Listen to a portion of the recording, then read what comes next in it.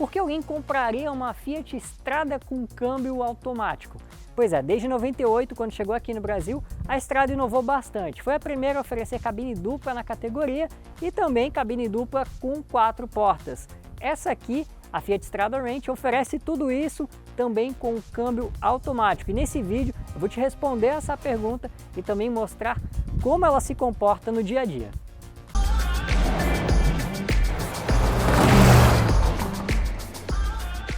Se você gosta de ver avaliações aqui no YouTube, então acelera no like aí embaixo. Eu te convido também a se inscrever no canal, é só clicar no botãozinho aqui embaixo. Vamos começar mostrando a Fiat Strada Range aqui pela dianteira.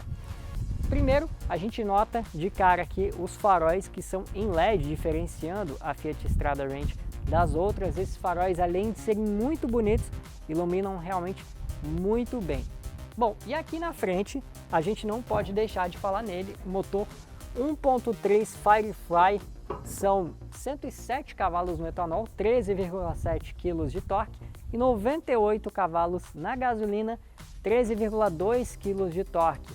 Associado a esse motor aqui está uma transmissão CVT, que é a grande novidade da Fiat Strada. Esse motor inclusive teve os números de potência e torque revistos a partir de 2022 por conta das novas normas de emissões de gases poluentes, a Procon VL7, que entrou em vigor a partir desse ano. Com isso, a Fiat teve que reduzir aí os números de potência e torque. Eu vou te levar para ver comigo como a Fiat Strada anda.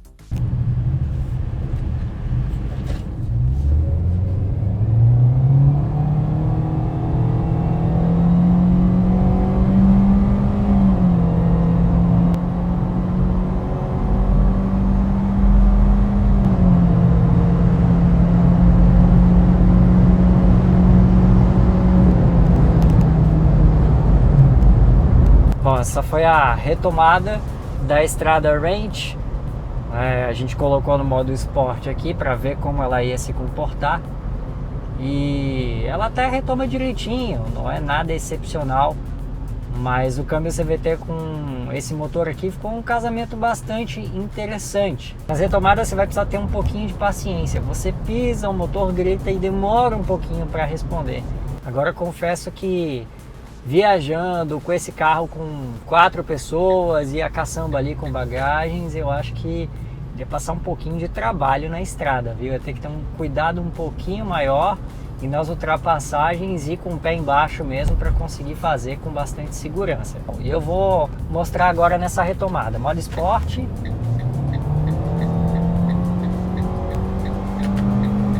Pronto, fiz uma ultrapassagenzinha aqui. A gente consegue entender que ela precisa de um pouquinho mais de espaço, realmente, de fôlego, para conseguir ultrapassar de forma mais segura.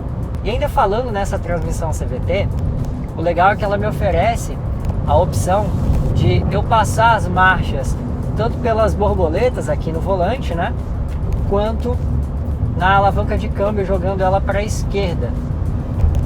E uma coisa que eu notei tanto na alavanca de câmbio quanto aqui nas borboletas foi um delay, né? Uma demora um pouquinho na resposta de quando você resolve passar a marcha. Então realmente, nossa, que buracão. Se você está acostumado com respostas mais imediatas, você vai ter que se acostumar um pouquinho aqui. Essa transmissão, aliás, ela simula 7 marchas e o casamento com o motor ficou bastante interessante, aproveitando bem a força que o Firefly 1.3 tem. Mas vale ressaltar que força por aqui realmente não é algo muito a se destacar. Mesmo com um bom casamento entre motor e câmbio, em desempenho, a Strada fica com 7,5. A posição de dirigir é ok, os comandos estão bem à mão. O modelo ainda tem regulagem de altura do volante, que ajuda a encontrar a posição ideal, mas ficou devendo a regulagem de profundidade. Rodando com a picape, a gente consegue entender um pouquinho mais como ela se comporta. A suspensão tem um acerto um pouquinho mais duro. E falando em suspensão, ali atrás é que está o principal trunfo da picape, né? A Strada já tem uma fama aí de robusta no mercado há uns bons anos, tanto que ela é líder isolada, já chegou a ser em 2021 o veículo mais vendido do Brasil. Então realmente a Strada é um fenômeno e muito disso se deve à suspensão traseira, né? A gente tem ali um feixe de molas, algo muito usado pela Fiat, foi usado no Fiat 147, foi usado no Fiat Uno, o Mille, né? Na primeira geração, o botinho ortopédico aqui se despediu do mercado em 2013 e desde então vem sendo usado na Fiat Strada desde o lançamento até nessa nova geração aqui, e é um trunfo da picape que mantém ela robusta, um diferencial sem dúvidas em relação às concorrentes, e isso faz da picape um veículo muito bem quisto para a questão de trabalho, né? As pessoas realmente confiam na estrada e a picape também se ajuda, né? A fama, ela não se constrói sozinha. Então a Fiat Strada se ajudou muito nessa construção de fama de uma picape robusta que se mantém de maneira justa. Até rimou. E a suspensão, ela filtra muito bem as irregularidades também. Vale ressaltar isso. Apesar dela ser robusta, né, para carregar peso ali na traseira, ela é bastante competente também, não deixa o carro desconfortável, não passa muito as irregularidades para quem está aqui dentro. Então, além de focar na dirigibilidade, na robustez, ela também deixa a Fiat Strada bastante confortável. A direção elétrica dela, muito interessante, né? Muito bem calibrada, ela tem um peso muito justo com o carro em movimento, não é nada pesado demais. E nas velocidades maiores também não fica aquele peso artificial, eu acho bastante equilibrado. E com ela em baixas velocidades ou parada extremamente leve, o que deixa muito fácil fazer manobras na estrada. Falando ainda dessa parte de manobra, a gente está falando de uma picape, então realmente ela tem um terceiro volume ali atrás, que muita gente não vai conseguir ter uma dimensão correta. E aí entra uns sensores de estacionamento, também entra a câmera de ré para ajudar a manobrar a picape, né? Principalmente aquelas balizas, aquelas vagas que você vai estacionar de ré, você não tem muita opção ou prefere estacionar de ré até para ficar mais fácil e mais seguro na hora de sair. Então são dois artifícios aí, são dois elementos que ajudam bastante a questão de dirigibilidade, né? Acaba realmente fazendo a diferença na dirigibilidade da estrada no dia a dia. Em dirigibilidade ela fica com nota 9. Agora eu vou te mostrar o acabamento da Fiat Strada. A gente anota aqui esse volante forrado em couro. Uma crítica que eu tenho para fazer são esses acabamentos em black piano. Esses acabamentos aqui, eles acabam mostrando sujeira, poeira. Também há uma facilidade muito grande de aparecer arranhões por aqui e sem contar também ficar marca de dedos, enfim, para aquelas pessoas que têm toque com limpeza realmente vão se incomodar aqui. O quadro de instrumentos dela, apesar de ser compacto, né, ele é bem completo. Ele tem um computador de bordo central, à esquerda tem um contagiros pequeno e ao fundo do computador de bordo está o velocímetro. E à direita aqui, também pequeno como contagiros, tem um medidor do nível de combustível. Aqui no topo do painel a gente tem esses botões aqui, esses comandos com modo esporte, farol de neblina, desembaçador traseiro, o pisca-alerta, controle de tração. Aqui no centro a gente tem a central multimídia, abaixo dela nós temos essa inscrição Range aqui e os comandos do ar-condicionado logo aqui embaixo, que aliás Fiat, vacilo, hein? Poderia ser um ar-condicionado digital, assim como já é no Argo e no Cronos S Design. A gente está falando aqui da versão topo de linha da picape da Fiat, realmente um vacilo aí da marca. No lado direito aqui a gente pode notar esse aplique em cobre, né? Dando um aspecto diferente ao painel do carro, com porta-trecos aqui, e o tom é o mesmo utilizado aqui nos bancos em couro, que aliás são de muito bom gosto. Essa combinação aqui realmente ficou muito interessante. Tem as costuras aqui nessa parte central e no encosto ainda tem um wrench ali em baixo relevo, também alusiva à versão dessa picape. O acabamento de portas, ele é todo em plástico, né? Você consegue ver aqui, mas pelo menos os plásticos são de boa qualidade, os encaixes são justos. Eu realmente só notei algumas rebarbas aqui no painel, nesses difusores de ar laterais aqui, nessa região. Então a Fiat realmente poderia ter cuidado um pouquinho melhor disso. Uma coisa que eu achei legal são as colunas e o forro do teto, que são tudo em preto. Realmente um aspecto bem legal. E seguindo isso, também os para-sóis aqui, olha, são em preto. O do passageiro tem um espelhinho e o do motorista também tem um espelhinho, mas com uma capinha aqui, né, para abrir e fechar esse espelho.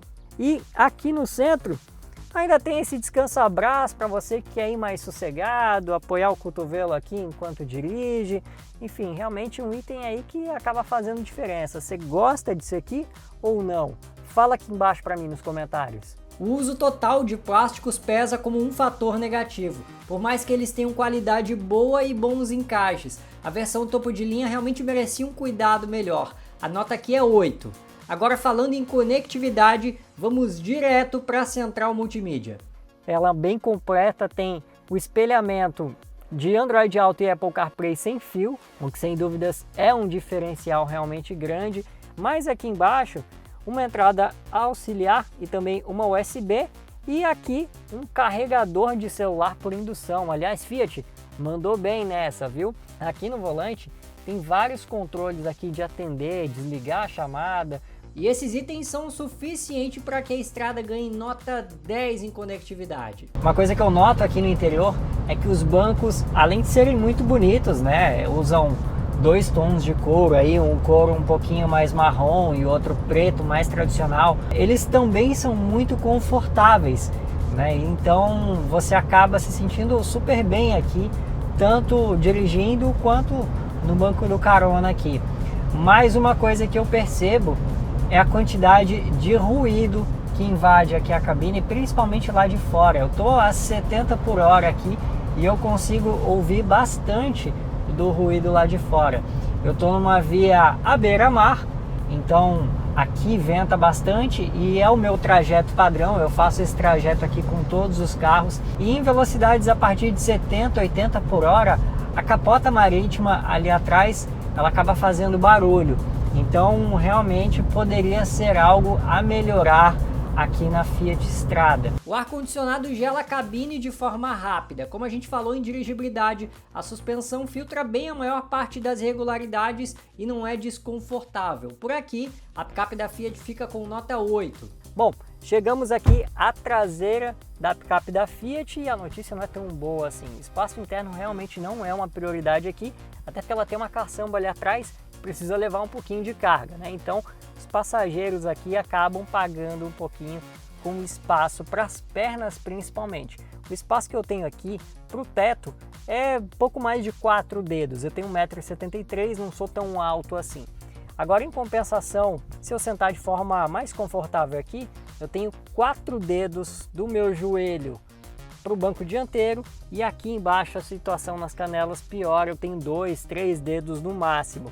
O passageiro do meio, se você for de fato carregar 5 pessoas aqui, ele vai sofrer um pouquinho, tanto que tem esse console que avança aqui para a parte traseira do banco e aí, bom, se eu colocar os pés aqui no túnel central, eu vou ficar com os pés exatamente nos trilhos dos bancos dianteiros. Então vou ser obrigado a disputar esse espaço para as pernas aqui com quem está do meu lado. Esse banco aqui eu afastei ele um pouquinho mais para trás da posição que eu dirijo, justamente para mostrar como fica a minha situação aqui. Já foi um pouquinho difícil de colocar o pé aqui e bom, eu sentei de forma confortável, tô com o joelho encostado aqui no banco dianteiro e ainda tem 1, 2 dedos aqui para as canelas. Realmente espaço interno não é a praia da Fiat Strada cabine dupla não.